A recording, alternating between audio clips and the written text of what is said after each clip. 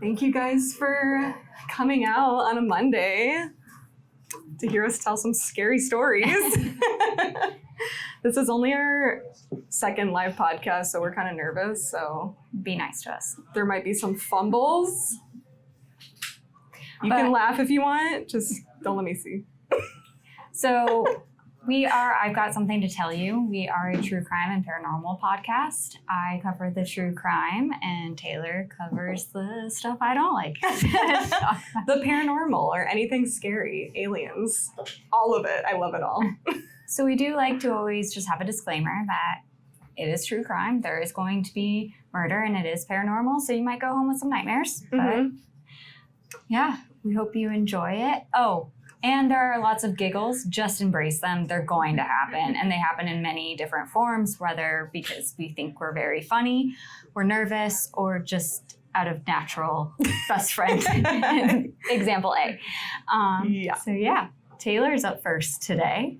I am. And so I picked a story that takes place at a bar. I felt like it was fitting because we're at a bar. And it is the story of Bobby Mackey's music world.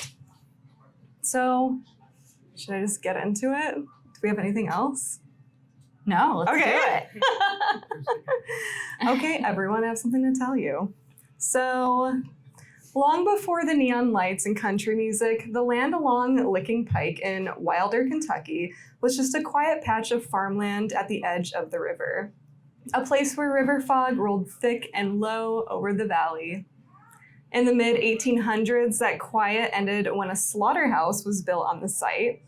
It operated for decades, serving the meatpacking needs of northern Kentucky and Cincinnati across the river. The building was practical and grim, drains in the floor, hooks on the rafters, and a deep well-like pit in the basement where the blood and waste were all washed away into the river. Sick. It's very Ring. Very much. So by the early 20th century, Wilder was growing and the old slaughterhouse became something new. A roadhouse and tavern for travelers between Kentucky and Cincinnati. During Prohibition, when whiskey was illegal, it's said that the basement became a speakeasy, hidden from police raids, bottles, poker games, and backroom deals all beneath the same floor that once ran red with blood. So I feel like kind of fitting. We'd go there. We probably would go there. Yeah. After the Prohibition years, the building reinvented itself again. In the 1930s through the 1950s, it operated under names like the Primrose, then the Latin Quarter, and eventually the Hard Rock Cafe, which no relation to the current day one. It was standalone. They didn't have it sounded cool. Yeah, they didn't have Alice Cooper on the line. No, they didn't. Okay. These were filled with smoky dance halls, with big bands, gamblers, and gangsters. The place was wild, dangerous, and sometimes violent. Bar fights broke out, bullets occasionally flew, and the police came by so often it gave it that reputation. By the 1970s, the club closed after one too many incidents. They didn't say what incidents, but use your imagination with everything I just told you. The building was abandoned, its floors warped, and its walls echoing with emptiness. So, fast forward to 1978, along came a young country singer named Bobby Mackey. He'd been playing honky-tonks across the Midwest, and when he saw the old building for sale, he saw potential. I love the name honky-tonk. I do too. It's really fun to say. I'm proud of you for keeping a straight face while saying it. I had to read it over and over. So the pit didn't bother him. He was like, I love it. Love that for him. So he bought the property, fixed it up, opened the doors as Bobby Mackey's music world. A good old-fashioned country bar where people could come to dance, drink, and forget their troubles. He filled the place with life again, live bands, laughter, and the smell of beer instead of blood. Which one's worse? I don't know. In 1979, he even installed one of the very first mechanical bulls ever made. And that obviously quickly became a local favorite.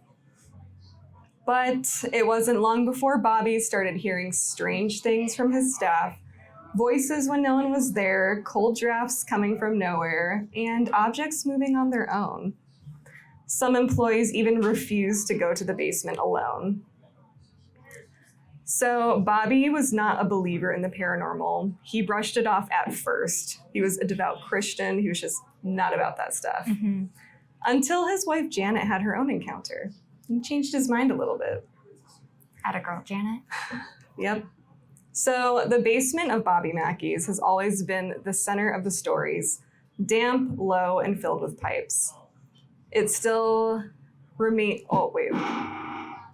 it still has the remains of that old well or drainage pit from the slaughterhouse days. And some call it the well to hell. Love that. So back to Bobby's wife, Janet. So she claimed that one night she was physically shoved down the stairs by an unseen force when she entered the basement while pregnant. Oh Rude. my God. I know.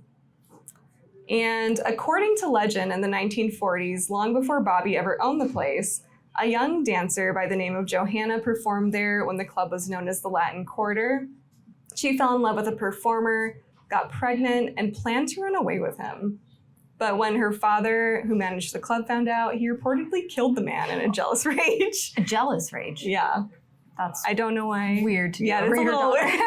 I didn't think about that until I said it out loud. So, Johanna was obviously heartbroken. She left a note in her dressing room, and then she took her own life in the basement near the well, supposedly throwing herself down the stairs. It must have been steep stairs because, yeah, Yeah, like how many steps are we talking? I don't know, but I feel like you'd have to be really confident. Anyway, so many guests say they've seen her, a woman smelling of rose-scented perfume, often near the stage or the basement stairs. Sometimes she's crying, sometimes she's humming. So it's possible she shoved Janet. But there's also another well-known spirit said to roam Bobby Mackey's, and her name is Pearl Bryan. And have you heard this story? No. Okay. So in 1896, just a few miles from Wilder, Pearl Bryan was found murdered, decapitated, Oh no. in a field near Fort Thomas. The case made national headlines. 2 men were tried and executed for her killing. They never revealed where they'd hidden her head. So over the years, obviously, people were like, it's in the pit. Yeah. They're like, we give you 2 guesses. The pit Or not or the else. pit. So, like Johanna, visitors claim to smell a floral scent. And they report seeing a woman crying near the pit. So is it Pearl or Johanna? We don't know. Both are sad. Yeah. Either way, someone shoved Janet's belief system that night, and she's a believer now. So, after being open for about a decade in the late 1980s, they hired a night caretaker. Carl was the night caretaker of Bobby Mackey's. Poor Carl. Yeah. A quiet, devoutly religious man in his 20s who took his job very seriously. He'd stay after hours to clean, do maintenance, and lock up after everyone left. The rest of the staff said Carl had nerves of steel until the basement started to change him. Oh no. Carl began reporting that lights flickered on and off. Even after he'd cut the power, he'd hear music when the stage was empty, doors slamming when no one else was in the building. But the real terror was in the basement near the old slaughterhouse well, of course, the well to hell. He told coworkers that when he went down there, he could feel a presence, something heavy and oppressive, watching him. Sometimes he said it would whisper his name. Other times it would scratch at the walls or tug on his clothes. Yuck. Mm-mm. Carl's personality started to shift. Coworkers said he looked pale, exhausted, like he wasn't sleeping. He started having violent outbursts, claiming voices told him to get out or to die. Just get out, don't. Just get out. Yeah. At first, Bobby Mackey didn't believe him. He thought Carl was stressed or letting ghost stories get to his head. But soon other employees started refusing to work alone in the building at night. They have like a staff meeting where he's like, listen, I need you guys to stop telling Carl ghost stories. Like, it's really starting It's to just go a Carl intervention. Yeah. So the tension grew so intense that they had to bring a local psychic medium in. Mm-hmm. The psychic claimed the basement was a gateway between realms and that multiple entities were present. One of them, a violent male spirit who hated men and wanted to hurt anyone who entered his domain. Which I don't know about that because he pushed Janet. Yeah. Either way, an angry spirit. During one session, Carl reportedly went into a trance. Witnesses said that his voice changed deeper and colder, and he began speaking through a voice as if he was possessed. And he said, "You can't take this place, it's ours." Mm-hmm.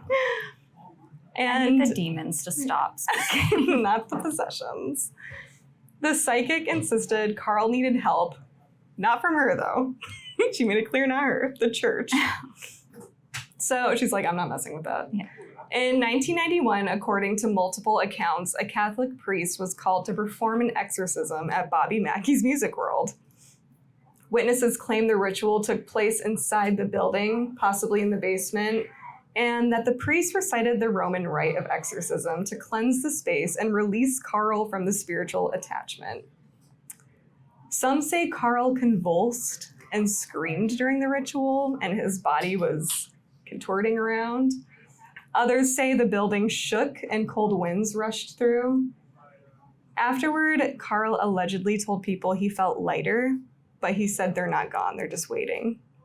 Okay, so I learned this from when you told the Exorcist story. Was it Michael who came? Archangel Michael? Yeah. Yeah. It really? Yeah. You got it right.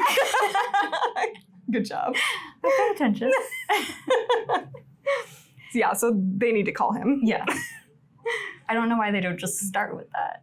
I know, after the Exorcist story, they should all start with that. Do their research. Come on, man. Listen to the podcast.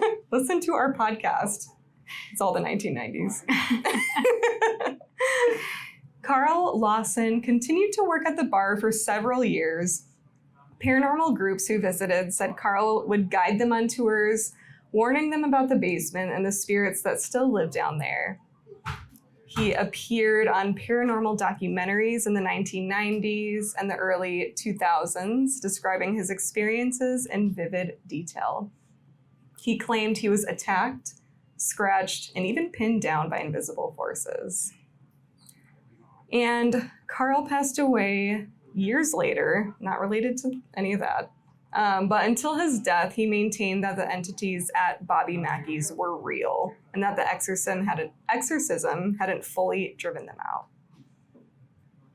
So in the basement today, there have been tons of reports of paranormal activity. One of the workers is quoted saying, "This room is very active. I've had rocks thrown in here. People get scratched. I've even heard growling." No. And there's even a sign on the entrance of the building that reads, "This establishment is purported to be haunted. Management is not responsible and cannot be held liable for any actions of any ghosts or spirits on the premises." And Tayler just runs through the door. And even Bobby himself, he was a devout Christian, like I said. He said, "I don't believe in ghosts, but they sure believe in me." And as of today, Bobby Mackey's was demolished, unfortunately. I didn't know that till I was researching it. I was like, oh, we can never go. Ooh, one place we don't have to go. He wants to rebuild it, but I feel like it won't be the same. The ghosts are probably like, I'm out of here. Okay, so then I'll go. If they rebuild it, I'll go to that one. Okay. You're like, Bobby Mackey's Part 2. And that was the story of Bobby Mackey. I love that. I'm glad you did. Okay, hopefully everybody got a refill on their refreshments or some pizza. Norman always looks out for me and just warned me I absolutely do not want to go to Bobby Mackey's. Yeah. He said, you don't know what you're signing up for. No. You So, don't want to go to that portal. thanks, Norman. Okay, Tayler and everybody, I've got something to tell you. And this story has a few things that we personally love. Obviously, super fun murder plots and really dumb men. Love it. So today I am going to tell you about Michael Malloy, also known as Iron Mike, Mike the Durable, the Rasputin of the Bronx, or more simply, the man who would not die. He already sounds dumb. No, we can't make fun of him. Oh, not him? Yeah, okay. Yeah. Take that out, Norman. Protect him at all costs.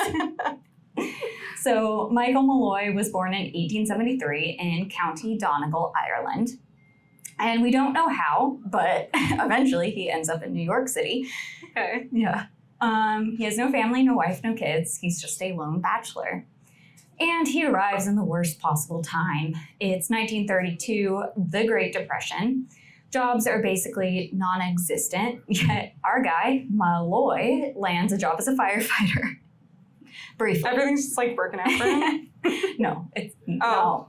It's gonna get real bad real fast. But after he gets fired as the firefighter, he quickly drifts into odd jobs, which include, but are not limited to, street cleaner, pavement layer, and coffin polisher. I can tell you which one I would be going after. But it's true, full-time calling. The thing you can almost say he was a professional at was drinking. So just like you, I tried to pick something that happened at a bar. But it is important to note that this is also Prohibition era, which just makes Malloy's dedication that much more impressive. The law is like, don't drink, and Mike said, fuck you, I'm Irish. So he also has a favorite place, a tiny, dusty speakeasy run by our next player in the story, Tony Marino. Okay. So Tony owns an empty storefront. The windows are boarded with dusty crates, and in the back room, there's a sofa, a few tables, and a bar with a dwindling stash of bootleg booze. Business for Tony is rough. It's kind of enough to keep him fed, but he's got regulars like Malloy. But the cops keep busting places left and right, so people are more and more hesitant to risk going to these like illegal bars. It's not worth the risk to them. Ultimately, Tony's losing money and is getting desperate, and desperation breeds innovation as well as terrible criminal decisions. Enter Mabel Carlson. Mabel is a young, pretty, but down on her luck girl. One night she stumbles into Marino's and basically collapses in tears. She has bruises on her body, she's cold, asking can she just stay in the bar for a while because her boyfriend kicked her out, and she has nowhere to go. Marino plays the classic good guy move and tells her that she can stay with him. He says, I'll look after you. And she's super grateful, accepts the offer. Over a few days, they become friends, and she really starts to trust him. He's doing what he said he'd do. And he's taking care of her, showing her compassion, something that she is not used to. So he has her trust now, and he totally abuses it. Oh, no. He convinces her to sign up for a $2,000 life insurance policy with him listed as the sole beneficiary. $2,000? In that time, that's a lot of money. I was like, you better kill me for a lot more. I'll be offended. Well, after, are we going to go sign up for like best friend life insurance policies? Are you going to kill me? No, but I love that you're suspicious because that's what Tony's going to do. Yes. No, we won't. I promise I won't kill you. Okay, thank you. You're welcome. But I feel like our friendship really needs to be like written down. We need legal documents. So one night, especially cold in New York, Mabel isn't feeling great. She's been sick and not feeling herself. She's weak and feverish. And that's when Marino strikes. He forces liquor down her throat until she's unconscious, then strips off her clothes and pours buckets of freezing water over her. Then he pours water all over her bed, lays her in it, and opens the windows to the freezing night air. The next morning, she is found dead of pneumonia, and Tony Marino is $2,000 richer.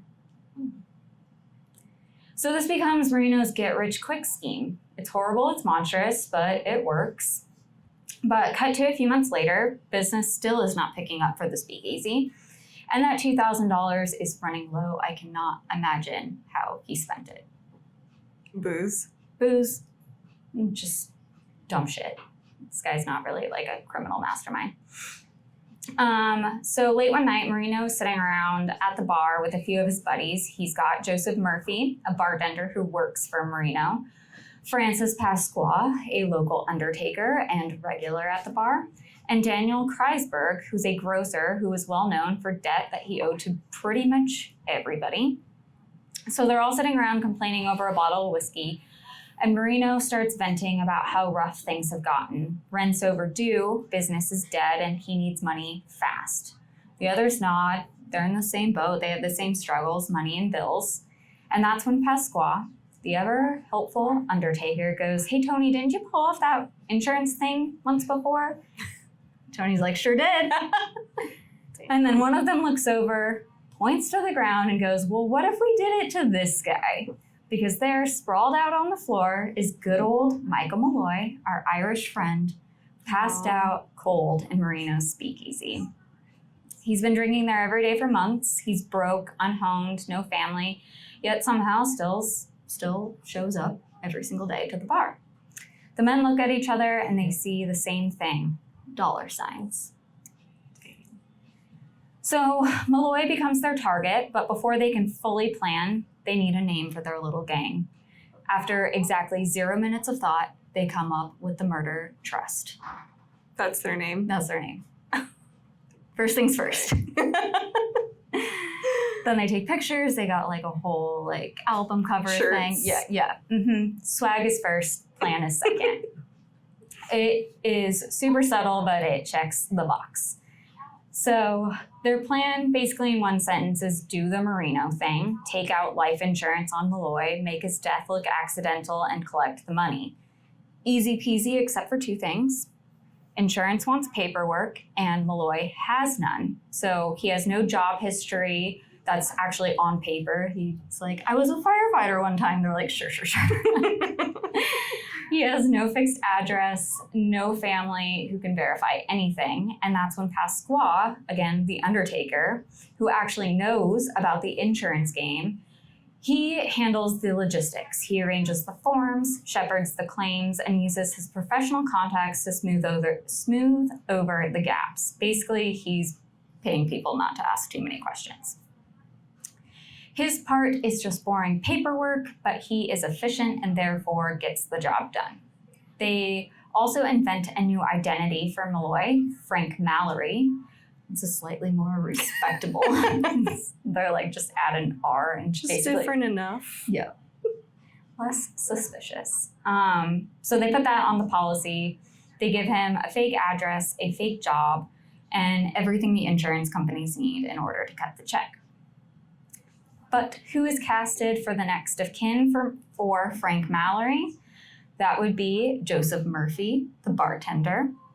Because even back then, all New York bartenders were out-of-work actors.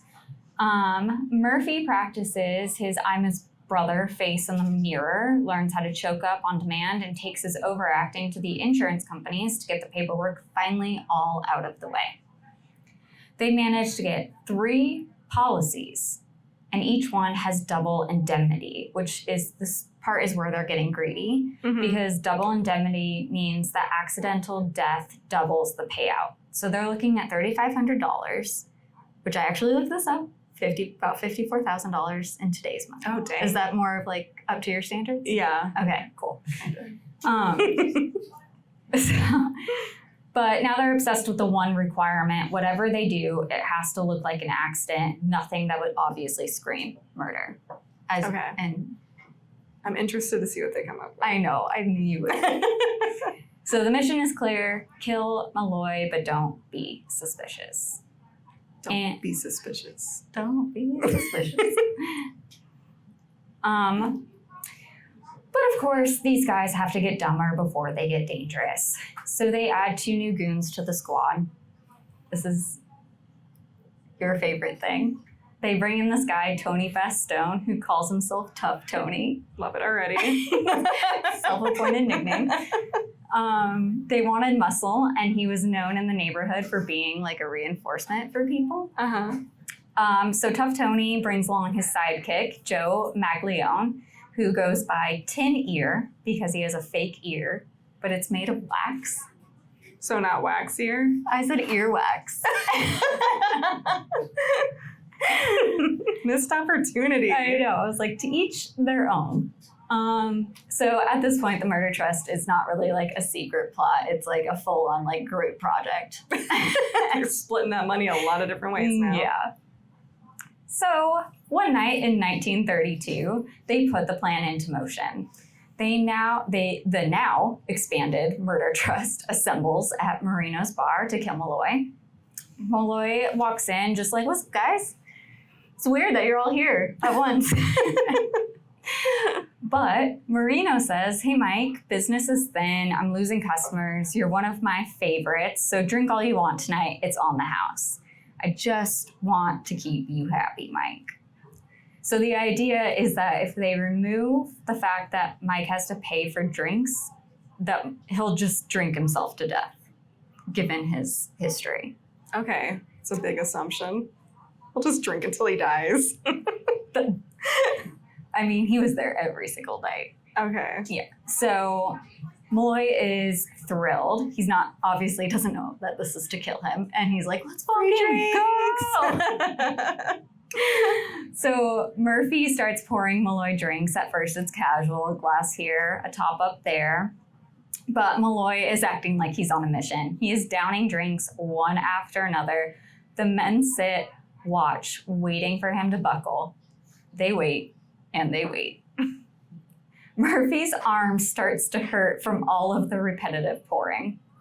Marino's face goes from smug to pale to legitimately terrified as he's watching all of his inventory disappearing in front of him. He's Irish, man. Yeah, what are you thinking? Trying to poison an Irishman with alcohol? Good fucking luck. So at some point, Malloy wipes his mouth, tips his hat. He's paying respect to his hosts. He says, what a nice night, fellas. See you tomorrow. Leaves, does a little heel click as he walks out the door, alive and fully functional. What a great night. He's the best night of my life. Thanks, friends. So the room is absolutely stunned at what they have just witnessed. They have never seen anything like it. They expected a dramatic collapse, even a shudder, something. Instead, they got, thanks, see you later. And no inventory.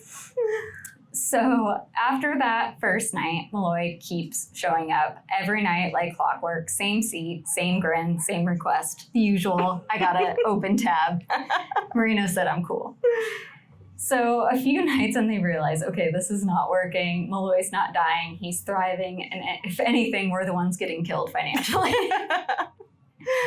So they decide they need to escalate fast. Now, during Prohibition, real alcohol was hard to come by. So people started drinking wood alcohol, also known as methanol, which was cheaper and easy to get, but also it's basically pure poison. Ooh. So at just 4%, wood alcohol could make you go blind. People were literally dying from this stuff all over the city, but it was so cheap that bootleggers kept using it anyway. And that's when the murder trust decides, yeah, let's give him that. Let's give him that. But they've also seen what they've also seen what this guy can handle. So they're like, 4% is not gonna be enough. Not gonna take him out. We're gonna go full 100%. They are going to serve this man straight up poison. And they're like, finally, we're going to get our money. So Marino lines up the bottles. Murphy's behind the bar, and the whole murder trust is just waiting for Malloy to show up.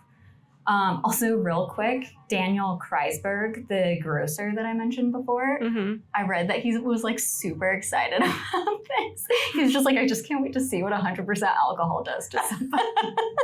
It's like a show for them. And he was just like, give it to him. Okay, so Malloy stumbles in, same as always, cheerful and ready for his nightly marathon. Marino slides the glass over. He has replaced Malloy's whiskey with the poison. Malloy raises it up. He's like, I don't know why you guys are all staring at me, but he raises it up, he takes a sip and downs the whole thing. The crew watches in shock as Malloy takes down several shots of straight-up wood alcohol. It's like, the stuff is good. He wipes his mouth, looks around, and says, "That's some good stuff." Where can I buy it? And then he asks for more. At this point, the murder trust is legit wondering if Malloy is some sort of Irish god. He comes back night after night, sits at the bar getting served wood alcohol as fast as Murphy could pour them. Finally, one night, after multiple servings of poison, Malloy falls to the floor. The gang circles around him silently. Marino kneels down to feel Malloy's labored breathing and slowing pulse. He lets out a slow, raspy breath and begins to snore. He woke up a few hours later asking for his usual. The murder trust is now deeply confused and frustrated. They have poisoned this man with literal death juice, and he's sitting there like, "Can I have another?" So they need a new plan. This is when Tough Tony speaks up, suggesting that they should just shoot him in the head. And they're like, "No, Tony, murder trust has one rule, and it's gotta be that we like make it look fake or that it was an accident because we want all of the money." So yeah, at this point they need it. They spend more money on him. So they go back to the drawing board. Wood alcohol didn't work, so cool, let's get creative. One of them remembers that Malloy has a taste for seafood, so they decide they are going to get some oysters, let them sit out for a few days soaking in wood alcohol, and serve them to him while he's drinking. They're stuck on that wood alcohol. It's clearly not doing anything. But Kreisberg's like, "Just give him more. I really just want to see what's happening." Just want to see what happens. Yeah.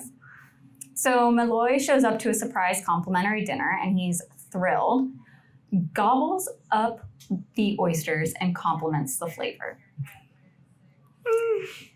This should have destroyed his stomach, but he's like, "If I would have gotten like a second round." So they up the ante.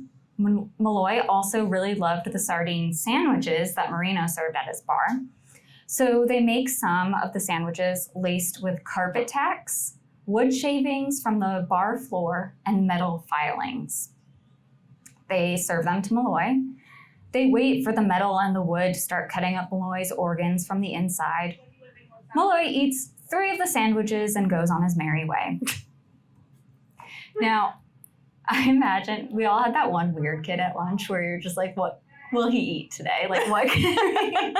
So they're probably uber distracted, just like, what? It's just a big experiment at this point. And they're like, "Oh, right. But we gotta like." And he's probably like, "Why are they being so nice to me?" He's like, "You guys "Sandwiches, alcohol. You guys are my best friends."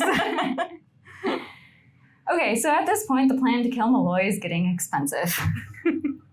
They open tab, purchasing of the copious amounts of wood alcohol. Can't imagine that oysters are cheap, and on top of that, they are responsible for paying the insurance premiums on the policies they have taken out on Malloy. I forgot about those. Yep. So they're paying out of pocket at this point. How embarrassing. It's now February, and they are back to the drawing board again. So killing Malloy just has turned into this battle of wills that they're not willing to lose. They're too far in. Yeah, Tough Tony once again suggests a shot to the head. They're like, "Tony, Stop suggesting that, Tony. let it go." But Mourinho, sorry, Mike. My brother slipped in a soccer reference there. Marino is like, "Why don't we just do what worked for me before and freeze him to death?" These fucking morons, man. They're like, "Well, we're going to try all these different things before we do the thing that worked in the first place." Okay, so they wait until Malloy passes out. They put him in a car and they take him to a nearby park. They take his shirt off, cover him in water, and leave him outside in a snowbank. They wait, watching until his breath finally stops. The next morning comes. Marino gets to the bar and in the basement finds a half-frozen Malloy asleep on the floor. Malloy had walked the half-mile back to the bar, and when he wakes up, he says, "Cold night. Mind if I have a drink to warm up?" He's indestructible. End of the month is coming up and another insurance payment is due soon.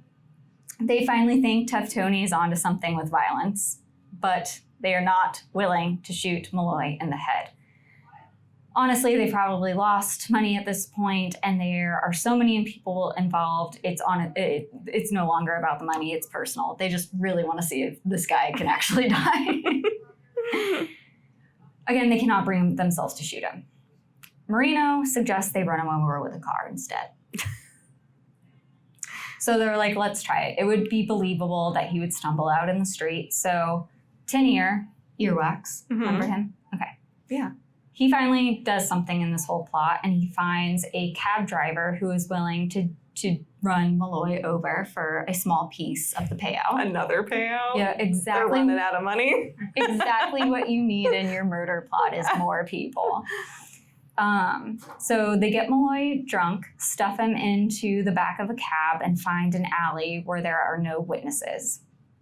Two of the murder trust members hold each of Malloy's arms up like crucifixion style, so like out. They give the cab driver the thumbs up. The cab revs its engine and takes off towards Malloy. As it's about to strike, the two guys holding Malloy jump out of the way, and Malloy follows. He dodges the cab, not once, but twice. Oh my God. So, like, they're holding him up, and just every time they move, he's like, where are you guys going? Wait for me. Finally, the third time, the guys are like, stay there. And the cab strikes Malloy at the speed of 50 miles per hour. They hear a loud thud of the body hitting the hood, and then a softer one of Malloy's body hitting the pavement. For good measure, the cab driver backs up over Malloy's body just to make sure the job is done. Dang. So they all take off, and the next day, Murphy, the guy who had been casted to be Malloy/Frank Mallory's next of kin / brother, starts calling hospitals and funeral homes, asking if anyone had come in that would match his brother's description. He's like, I miss him so much. But nothing. 5 days go by and there are no reports in the newspaper. The guys can't find anything. At this point, Pasquale is pissed off and annoyed. He is already starting to look for another victim to be Frank Mallory because he wants his freaking money. So after 5 days, the bar doors open and in walks Malloy. And he's like, you guys wouldn't believe this. He said he woke up in the hospital and all he remembered from the night before was drinking with his friends, and he wanted to come back because he was sure they were worried about him. Oh my God, that's really sad. And I'm okay, guys. They're like, God damn it. So the murder trust is like, okay, enough. And this is when they just get mean. Nothing clever, just mean. After months of humiliating failure, they drag a drunk Malloy up to Marino's room, lay him out, and take a tube from the stove, put it in his mouth, and fill his body with carbon monoxide. Within an hour, Mike Malloy is officially gone. The crew calls a doctor who signs the death certificate, citing the official cause as low-barb pneumonia. They bury him fast to get rid of the evidence and finally collect their money. Here's the thing, though, is that most people who murder somebody try to be quiet about it. Mm-hmm. These guys will not shut the fuck up. One of them, a loose-lipped recruit, the kind of idiot who calls himself Tin Ear when he doesn't even have a tin ear, starts telling everyone about this wild story at every bar he stumbles into. He's like, we tried poison, we froze him, we ran him over. It was nuts, dude. But he's not the only one. Others are bragging too, so word gets out and starts getting around till somebody finally tips off the cops. Mm-hmm. And what these idiots don't realize also is that carbon monoxide doesn't vanish. It lingers in the body. It shows up in labs. It's the kind of thing that, let's say a coroner who would test a body would be able to identify real fast. So the cops have been tipped off and begin to investigate. They're digging into the policies on Frank Mallory. It takes them 0 seconds to immediately go to Marino's bar and all the guys there. They immediately exhume the body. They find carbon monoxide where pneumonia should be. And they're like, hey, fellas, we're going to need you to come with us. In the end, Tony Marino, Francis Frank Pasqua, Daniel Kreisberg, Joseph Murphy, Tinier, and Tough Tony were all arrested for the death of who you could only describe as probably America's first Avenger, Iron Mike Malloy. Dang, that is crazy. Newspapers immediately pick up the story, and here are some of the headlines. Man who would not die. Bizarre deaths linked to Bronx speakeasy. Multiple life policies spark probe. Undertaker under suspicion. Iron Mike, miracle or misfortune. City wonders how one man survived so much. I like Iron Mike. But yeah, that is the true story of Mike Malloy, the man who would not die. Well, that was crazy. So they're even in more debt now. Yeah.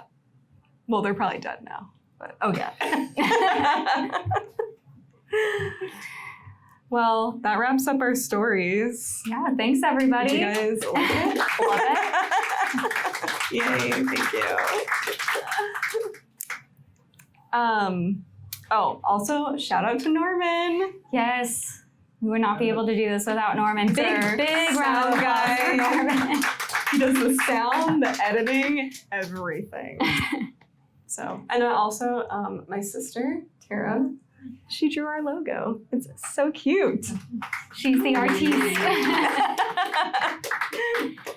But thank you guys so much for coming out. We really do appreciate the support. And we have more live shows coming up. So if you liked it, please make sure to follow us on our social media platforms. We're on Instagram, YouTube, TikTok at IGSTTYpod. Mm-hmm. You can also email us if you have a story at IGSTTYstories@gmail.com, unless anybody has one they want to tell right now. We love parents. Anyone want to get up here and tell a scary story? No? That's okay. Okay. Then just email them. You can email them, yeah. But yeah, we'll have some more live shows at Jared's. Yep. So just keep a lookout. And thank you guys for Thanks, everybody. coming.